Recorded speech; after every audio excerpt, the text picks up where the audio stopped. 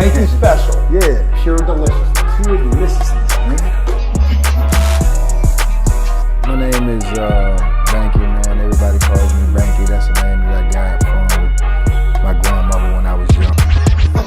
I'm coming out here after 30 years. Yeah, I ain't got nothing, but I'm gonna have something because I'm rich in personality, you know, and I'm rich in love. My family love me, and that's really all that counts. Yeah, man, he punched Angelo in the face off the rip. Angelo just bagged up, stomach back. Angelo said, "Oh yeah, I like this. We got one now. Come on." So the dude, you could tell he was big, but he didn't really know how to fight. So he's sitting there looking all awkward, telling me something. Yeah, what's up? Angelo, I'm gonna show you. Angelo slid in on him. Bam, dropped him straight to the ground. He ain't even jumped down on him. He said, get up, you wanna hit Angelo. Yeah, we gonna fight today. Dude jump up real fast. He tried to charge him. Angelo sidestepped and slung him straight to the ground. He told me, no, we gonna rumble. So he get up, Angelo charged into him, bam. He fall back up against the wall. He hit the wall. He on the wall. He grabbed Angelo and pulled Angelo to him. So Angelo bite him. He holler. He pushed him away. He said, no. Bam. Dropped him down to the ground. He start kicking him. Bang. He just kicking him.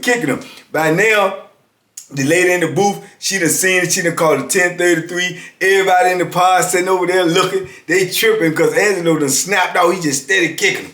Bam, get up. You want to swing on me? Get up. I like to fight. I love it, man. We laughing in this zone like I don't know what. All the tag team, they come running in. They see it's him. He's turning around, dude, and balled up in the fetal position. He turn around on them, telling him, what's up? Because he know he going to jail. They scared, they started circling. Come on, Angelo, let's go forward. Let's go forward. Come on with it. First one got close to him. Bang. And they just bum rush him. Boom, take him down to the ground. Man, they tussling in there with him, telling everybody, go to your cell. Man, it's crazy pandemonium in there. Dude laid over there, bust up. He done set up on his butt now. He just sitting there and the police go over there, they grab him, get him up, cuff him up, take him on out. They tussling all down on the ground with Angelo, mace him. He start hollering, you maced me. You ML. And they get him up all the time, take him on up out there, man. This just the life of Angelo Ford, man. This how he rolled. You know what I'm saying? This how he rolled. Now he pull up on this dude and threaten this dude to make sure this dude gonna give him some of that package when it come in, or make sure he don't get rid of it before he can get some, and then he gonna tell the dude that if he don't, this dude just took off. Boom. Now, I know in his mind, he thinking he got to know how crazy Angelo is because everybody on the compound know how he is. But at the same time, he trying to make a statement like he ain't gonna be pressed, he ain't gonna be extorted. Well, you gonna have to rumble. When it come to Angelo, you gonna have to rumble. You gonna have to rumble because that's how he coming. That's exactly how he coming, and he's serious. But dude, I guess he wanted to make a statement. And they took old Ford on up out there, man. When he came back out of jail, they ain't put him back in my block. They put him next door. So he was in the next door block. But I used to see him every day. I used to go out on the yard and work out, and he out there working out. Sometimes I worked out with him. Sometimes I jog with him, sit out there, man, do calisthenics with him, man, shadow box with him and stuff. Man, the man just, I'm telling you, man, I ain't met too many people like him. And I done met some crazy people in my time. I done met some people this off the chain. But I'm telling you, he right up there with him. He right up there with him as far as like, he just drama filled, man. He ain't gonna never, not be filled with drama because like I say, he gonna start most of it. And he just got that type of energy in him where he can't sit still. He can't sit still even when he drunk or high or just on his regular. He can't sit still. He always on the go. He always antagonize the police, especially the female police. He in that gunning game. He pulls up on them and everything and just straight up and ask him, tell him, say, look, you trying to see this? Excuse me, Miss Ford? You know what I'm talking about. Yeah, I know you want to see it. I know you, and they give him charges, you know, sexual advancement towards an employee or something like that. And Angelo tell him straight up, what I supposed to do? I don't like a man. You got the women walking around here almost say something, I'm going to shoot my shot. You know, I'm going to shoot my shot. She write it up, she write it up. Just make sure you say what I said. Yeah, get the charge right. You know, and this is him, man. This is him. And they had a few dudes back then on Augusta, man, that was into that karate, man, and kung fu. And they used to be out on the yard too, practicing, you know, working out, throwing kicks and all that stuff. And man, they had a dude on there named Safu.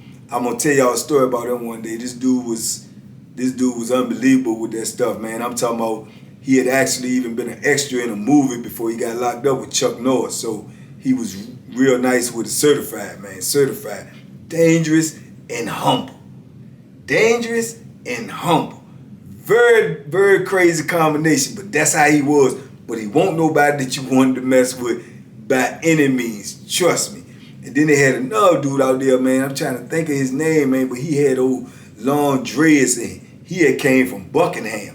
And he used to be out there doing all that karate stuff, acting like he was crazy, and he had been known for fighting the police and all of that stuff as well, you know, putting that karate on him. And he, from what we heard, he had put some work in. He had heard a few of them up on Buckingham. That's why they got rid of him. But I'm trying to think of his name, man. But I knew he had them long dreads, man. But I remember one day, man, he was out there on the yard doing all of that karate stuff, man, you know, over there by himself, isolated, minding his business. And we was sitting out there on the picnic table, man. Everybody just sitting out there talking, kicking it, and, you know, we had finished working out or whatever. And Angelo was still out there jogging. And, man, it's about 6 of us sitting on the picnic table. And the karate dude is over there in the corner. Man, Angelo came over to the table, pouring down sweat, adrenaline flowing. He feeling good and everything. And he looking over there, dude, and he say, I bet I go over there and knock him out. And you know you always got dudes that want to see drama. They don't put a battery in their back. They know who they talk to. They know they talking to Angelo. They know he's serious. They know he mean what he say. And dudes just want to egg him on. Man, go ahead, Lo. You ain't going over there messing with that man, man. That man know that karate, boy. Man, I'll knock him out. He P-U-S-S-Y. He faking. I'll knock him out. You know, who won't bet? Anybody got with them eggs at? You got a couple of eggs? I'll go knock him out right now with 2 eggs. You know, and dudes laughing and joking, talking about, go ahead, Lo. He talking about, I'm serious. Y'all know I'm serious. And he get the shadow box. You know I'm serious. I'll go knock him out right now. Give who got 2 eggs? Anybody, any takers. Bet $100. Who got $100? You know. So one dude holler out, man, he said, man, I got 100, Lo. I got 100. I'm serious. He said, I got 100, Lo. You ain't going over there and mess with that man. And then dude said, man, don't do Lo like that, man. You know Lo serious. He said, you got the money? The money, where the money at? He said, man, money upstairs, man. Lo said, I'll go knock him out. Watch, I'll go straight over there and knock him out. So Lo started walking over there. We all sitting up on the table. Some dude, man, go ahead, man. You done put Lo going, man. Y'all know he going. Lo walked straight over there. Dude over there throwing kicks, roundhouse kicks, kicking, jumping all up in the air. Lo go over there, stand right beside him. Cross his arms up like this. He just looking at him. Dude doing his thing, and dude turn around and notice him. So he keep on doing his thing. And we could see Angelo, we couldn't really hear him. Like talking about, we couldn't really hear him, you know. So then dude turn around, and then next thing you know, he stopped doing the workout, started looking at Lo, him and Lo talking for a few minutes, and then you see Lo just start throwing punches and fainting at him, and you can see dude like, man, you know what I'm saying, what's up, what you doing? So, man, next thing you know, man, dude done got in the stance on Lo. So Lo standing there and everything, man, dude turned around and swung a kick, and you know he won't play because he swung the kick at Lo. Lo bagged up and Low still up in his boxing stance and everything, and dude coming at him with some karate stuff. Man, that dude came and jumped up and threw a wild kick, and Low bagged up, and it's just like the MMA joint. And when Low bagged up and he landed on the ground, Low charged him. Bam! Hit him straight in the joint, drove him straight to the ground. And then Low just jumped down on top of him and started pounding him. Bam, bam, bam, bam. And got up off of him, dude laying there on the ground. He stumbled a little bit. He get himself up again. Low went straight up to him, hit him with a hook. Bam! Drop him. Dropped him on the ground. Turned around, looked at us and started doing like this. I told you, I told you, I told you I knock him out. I told you. And the dude laid on the ground. Low started walking away. But when he started walking back towards us, evidently the people in the tower done seen it. They done hit the horn, bang, bang. So now Low looking around, man. We walking around. I said, man, dude say, man, Low, man, you done got Low late. Man, you done got Low late. And Low said, I want that $100. I want that $100. And he take off and start jogging around the yard. He started jogging around the yard. All the police come flooding out there. They running over there. They going over there to the karate dude. The lady in the tower that got on the radio, and they trying to figure out who he's fighting with. And the lady that got on the radio, and she tell him, it's the dude jogging around the yard. It's him. It's him. So they see his Angelo. They going to this dude, this dude, this dude. Then they see his Low. They know Low. They call it Low. They call it Angelo. Hey, Ford, come here, Ford.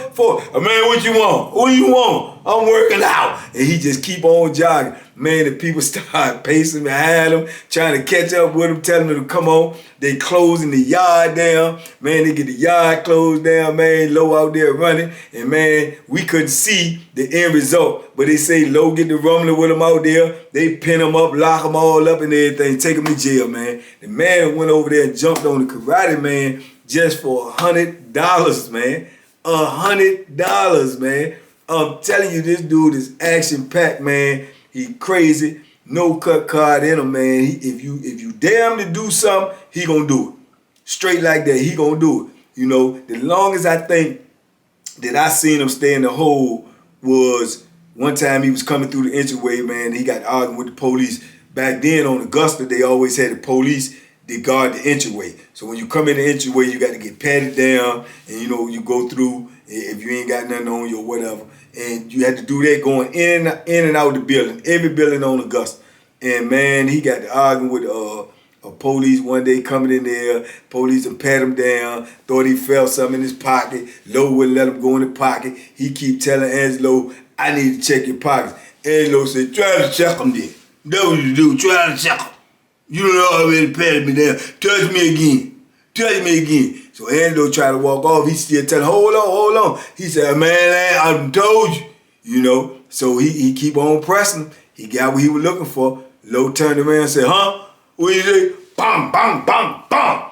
Knocked him out. Left him right on there. Went on upstairs. They came on up to the building and got him. Locked him on up. He stayed back there that time, man. I think he stayed back there about 3 months, man. About anywhere from 2 to 3 months before he came back out, man. He just was, like I say, man, he just energy charged. He don't care about no charges, you know.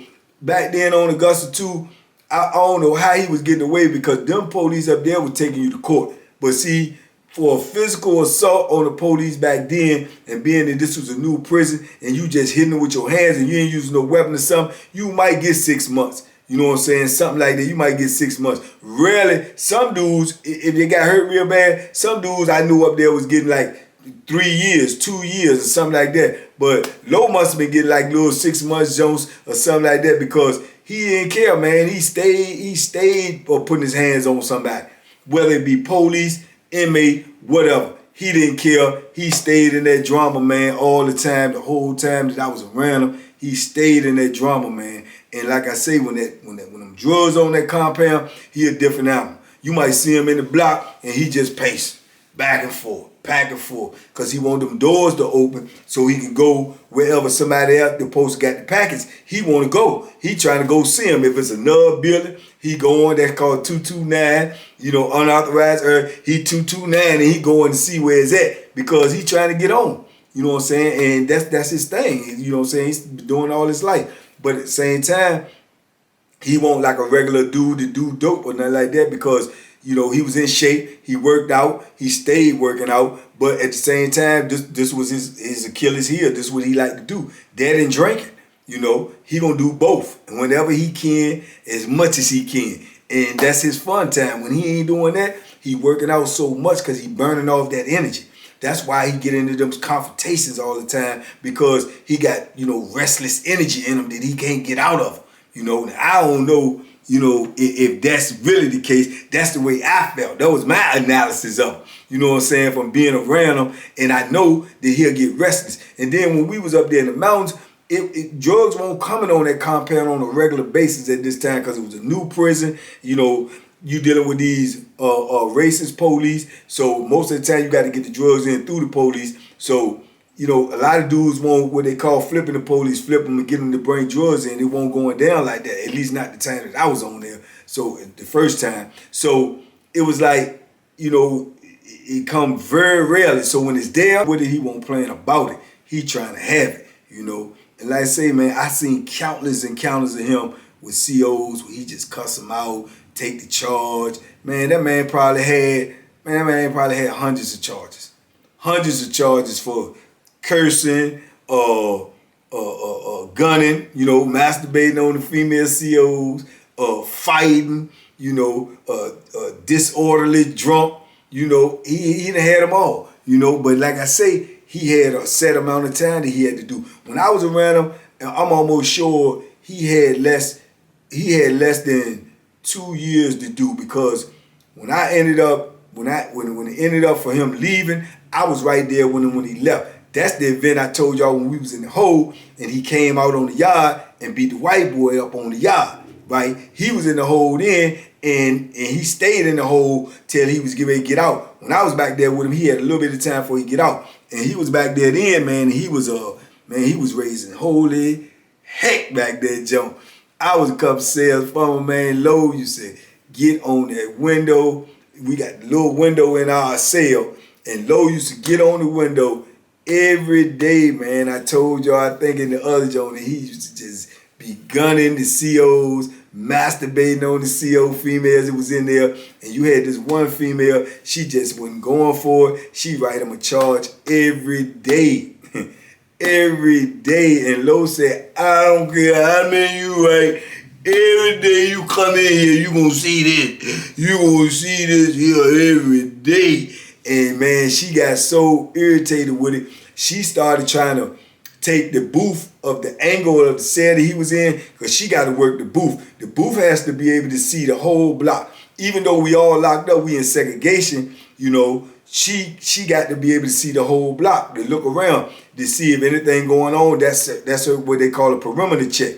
So she got so tired of Low masturbating on every day, and she couldn't, do nothing about it but write the charge. And she obviously figured out that he didn't care nothing about the charge because he continued to do it. So she would take and try to tape up the whole side of the booth with the angle where she had to look towards his cell. She taped it all up with paper to try to block his vision from seeing her and her from seeing him. Man, Low wrote it up. Low put it on paper and wrote it up and said that she was creating a hazard in the block. She had the joint up there, and it was preventing her from professionally doing her job by observing the block, because somebody could be in their cell and have a cell emergency, and she would not know it because she done covered up the booth and this, that, and the third, and put all it. He pinned it right. However he pinned it right, because they came around and made her take that down, and she took it down, and she was blood mad, and he used to just get up in the door and holler, you can see me, you can see me, and look at this, look at it, and be flashing on her. And man, she used to be in there, you could see from your cell, her whole color just be red. She just was mad. She just hated him so much. He cussed her out. He masturbated on her every day, and she wrote charges on him every day, and it didn't make him no difference whatsoever. Man, he was back there in the hole with me. He started making wine back there. He started getting the dudes, because back then you had the dudes that come in there from the kitchen, they worked out on population. These kitchen workers, they pushed the big carts back there for us to eat. So they used to push the big carts back there, and they had 2 kitchen workers. They'd come back there, and the police open all the slots, and they'll put your food in the slot. They'll feed you. They bring the trays around, right? So Lowe was cool with these dudes. They know Lowe, so Lowe used to tell them, "Look, bring me some extra trays," and them dudes was doing it because they know if they didn't, he get out on the yard, he trying to fight. Bring me some extra trays, bring me some jelly, bring me some fruit and stuff so he can make wine. Sneak me some bags back here. So he done got all the material now in his cell where he can make wine in his cell. Because he know they ain't trying to let him out because he got a little bit of time left before he go home. So he done got he done got all this stuff in there to make wine. And I remember coming out for a shower. When they come out to get you for a shower, they cuff you up in segregation, and the police walk you to the shower, put you in the shower, lock the cage. He coming back in 15 minutes to get you out the shower. So they had 4 showers back there. She hated that too, because on his shower day, and he get in the shower, he ain't coming out. He gonna be in there banging on the cage, trying to get her attention for her to come over there and look so he can gun her down. So I remember coming out for the shower, man. I'm in the shower, and I can hear him banging on the door and calling me. He said, "Boy, boy." So I look up there, and he said, "Hola." And he'll come to the door, and he'll grab the big old bag of wine he got in there cooking and hold it up to the door and say, "Ah," like he got the wine in there. And I'm like, "Oh, snap." Oh, I said, okay. He said, yeah, I got it in here, and they ain't coming and get it. So I remember he had that wine in there, man. And one day, the police was coming around doing this perimeter check where they walk around in the block and look at each one of the windows, and Lowe had his window covered up. So he banging on the door, telling me, Ford, take the thing off the window. He said, "Shut up, take the thing off the window, Ford. I ain't taking nothing off the window, I'm taking the crap. Take it off the window, Ford." So man, he ended up pulling the junk down. Tell me, "What you want, boy? What you want?" He said, "Let me look in the cell." He said, "You ain't looking in that. Let me look in the cell for it. You ain't looking in here. What you want to see? Huh? What you want to see? You want me to show it to you? You want to see this? You want to see?" He'll pull his thing out on the police, man. And they be like, "Ford, I'm telling you, you gonna get a charge. I don't care nothing about no charge. I don't care." And they must piss him off that day because he said, "You want something to write up? I'm going to give you something to write up. Stay right there." And he went and got the bag of wine and brought it to the window and showed it to the police. "Now come and get it. Yeah, tell them come and get this. Tell them I got the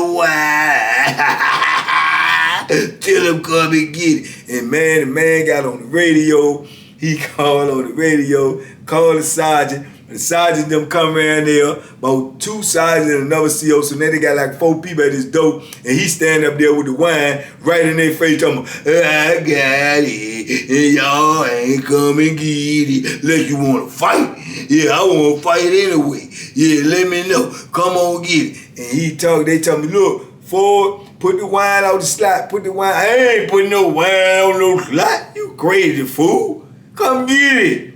I'm going to drink this unless you come get it. I want to drink this, or I want to beat your ass. Which one you want? If you come in here, you going to get whooped. If you don't, I'm going to drink this tonight." And man, I'm telling you, man, everybody in the block was kicking their door, banging, laughing, hollering. That's entertainment to us. We already locked up. We in segregation and everything. We entertain like I don't know what. We entertain like a mother. We are all on the door. Me too. I'm on there looking. I'm laughing. It's crazy. They scared to go in there and get it. They weighing their options. We go in here and get it. We fight him. We got to do all this paperwork or whatever. He got it in there. What can he do? He can't hurt nobody. He can't do nothing but get drunk. We can already give him a possession of intoxicant charge because he done showed it to us. So they weighed their options, man, and they told him, "Go ahead and drink it." You know what I'm saying? "Go ahead on and drink it. Go ahead on and drink it." They leave. So he laughing. He kicking the door. He hardly tell me, I told you they were cowards. I told you they know four gonna fight. They know four gonna fight. And he kicking the door. I'ma get drunk tonight. Yeah. And man, we just laughed and laughed, man. And man, this is him, man. This is how he was, man. And I can remember, man, I was still back there when they came to get him to leave, man. And they kept on saying, he kept on cussing the lady out, telling her he going home. Yeah, nah, boo boo, I'm going home, and you done see me naked.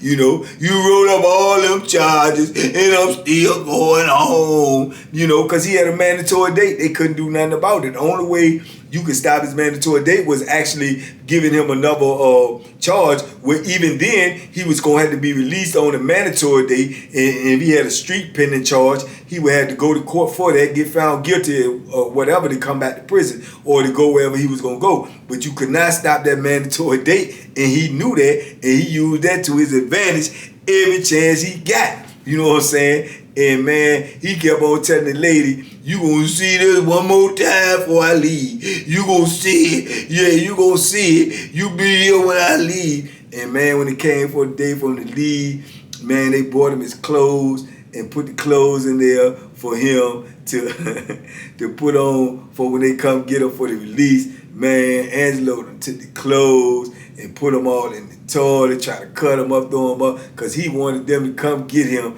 and he wanted to walk out the cell naked just so he could flash on the lady on his way out the door, man.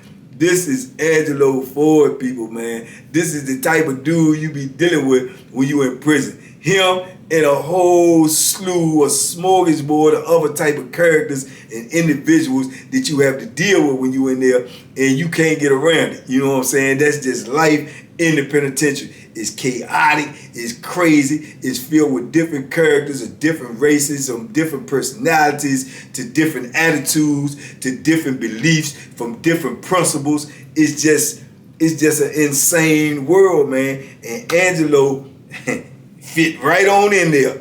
Right on in there. He was in his own lane. He didn't care. He gonna do what he wanted to do. He knew how much time he had to do. He gonna do it the way he wanted to do it. However it comes with it. If it be rumbling, if it be picking up the Bethlehem, if it be fighting the police, if it be strong arming somebody, if it be just doing whatever he had to do to make it through his time. That's how he did it.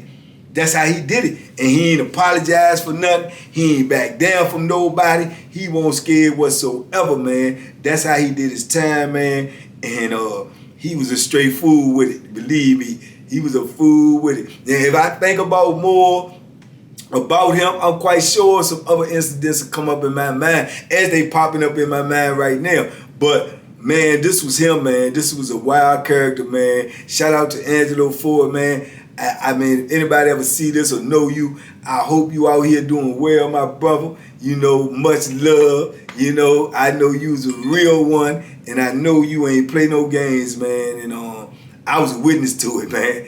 I was a witness to some of it anyway, man. So I know that I hope you out here, man, and you ain't in no foolishness, and you living well, man, and you got your life together, brother.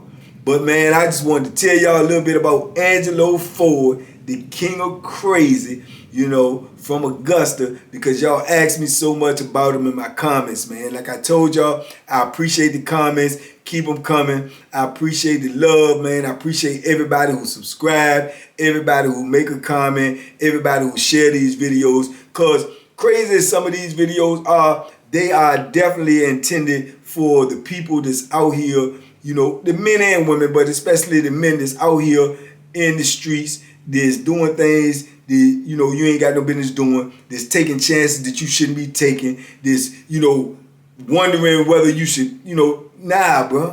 No, zero.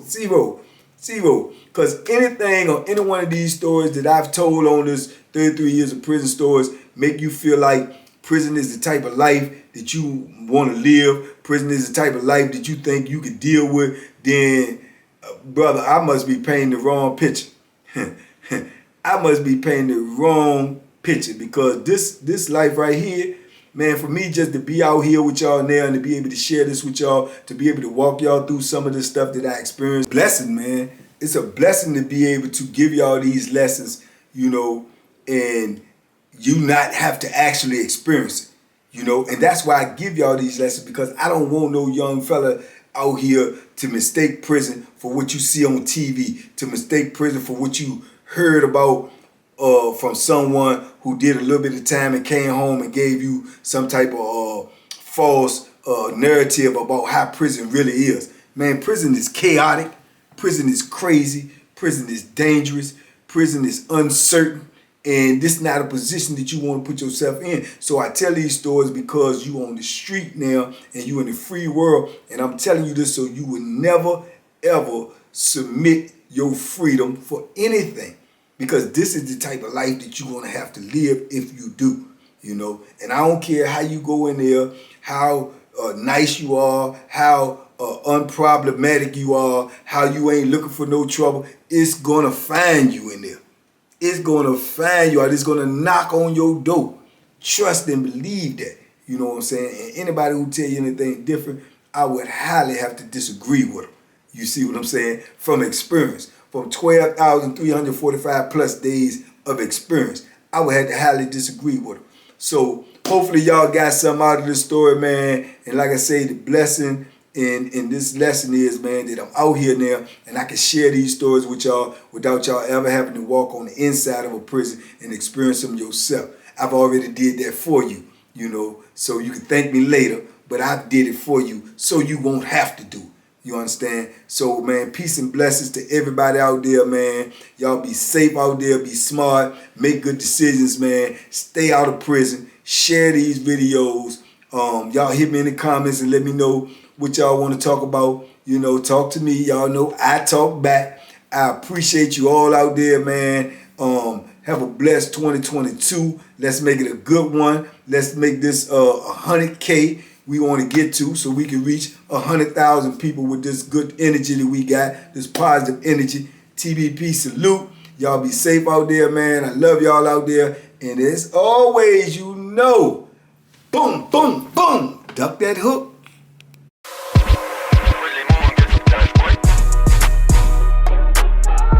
There. The bacon special. Yeah. Pure deliciousness. Pure deliciousness, man.